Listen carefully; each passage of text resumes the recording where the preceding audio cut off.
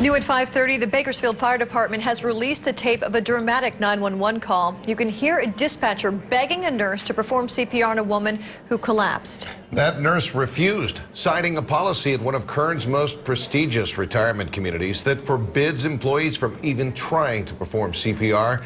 The patient died, did not have a do not resuscitate order. 17's Kelsey Thomas has been working on this story for 2 days. She joins us now with what she's discovered so far. Jim, in the 7-minute call, you hear Tracy Halverson, the dispatcher, repeatedly plead with the Glenwood Gardens nurse to start CPR. The nurse repeatedly refuses, even when Halverson tells her the patient will die without help. She asks the nurse to find anyone, a passerby or a gardener, who will help. The nurse refuses. It's all part of Glenwood Gardens' policy against CPR. Fire Department, what's the address for your emergency, please? Yes, we need someone out at Glenwood Gardens as soon as possible. There's a lady that looks like she fainted or had a heart problem. What is the address? It's 11:07 Tuesday morning. 87-year-old Lorraine Bayless has collapsed in the dining room at Glenwood Gardens. She's unconscious and barely breathing. Fire and ambulance crews are on the way. It takes about 4 minutes of question and answer for Tracy Halverson, the dispatcher, to assess the situation. We need to get CPR started. That's not enough. Okay. Yeah, we can't do CPR. Okay, then hand the phone to the passerby. If you can't do it, I need to hand it to the passerby. I'll have her do it. Or if you've got any citizens there, I'll have them. No. Anybody there can do CPR. Give them the phone, please. I understand if your facility is not willing to do that, give the phone to that passerby, that stranger that had that dent. This woman's not breathing enough. She's going to die if we don't get this started. Do you understand? I understand. Okay. I am a nurse, but I cannot have our other senior citizens who don't know CPR. I will instruct them. We're in a dining room. I will instruct them. Is there anyone there who's willing? Okay. I don't understand why you're not willing to help this patient. I am. Okay, great. Then I'll walk you through it all. EMS takes the liability for this, Colleen. I'm happy to help you. Okay. This is EMS protocol. Okay. Yeah, right away.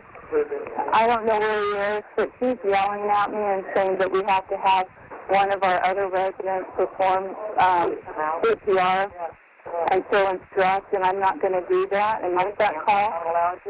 Colleen, is there anybody that works there that's willing to do it?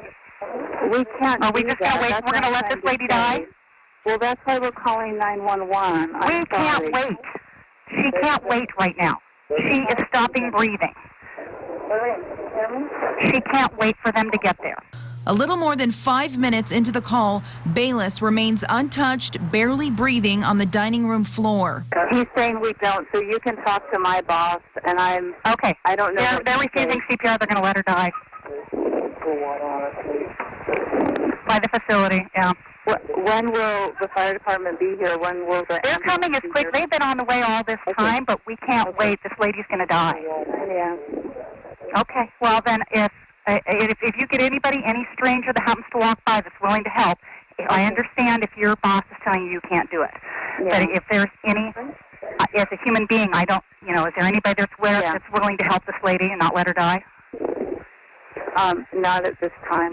A little more than 7 minutes after Glenwood Gardens dialed 911, Bayless is taken in an ambulance to Mercy Hospital Southwest, where she later died. We went to Glenwood Gardens yesterday and asked why the staff refused to even try to resuscitate Bayless. Jeffrey Toomer, the executive director, told me it is the policy of Glenwood Gardens that staff does not attempt CPR.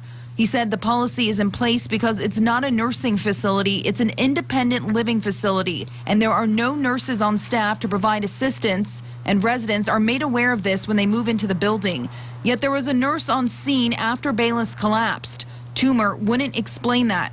He issued a statement that said in part, "In the event of a health emergency at this independent living community, our practice is to immediately call emergency medical personnel for assistance and to wait with the individual needing attention until such personnel arrives.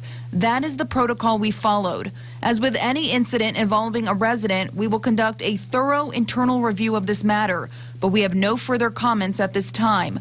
Toomer wouldn't give me a copy of the facility's policy. He said the staff is supposed to call for assistance during an emergency, and that's exactly what they did. We also spoke today with Bayless's daughter. She said she is a nurse and she remains satisfied with the care her mother received at Glenwood Gardens. I'm Kelsey Thomas, 17 News.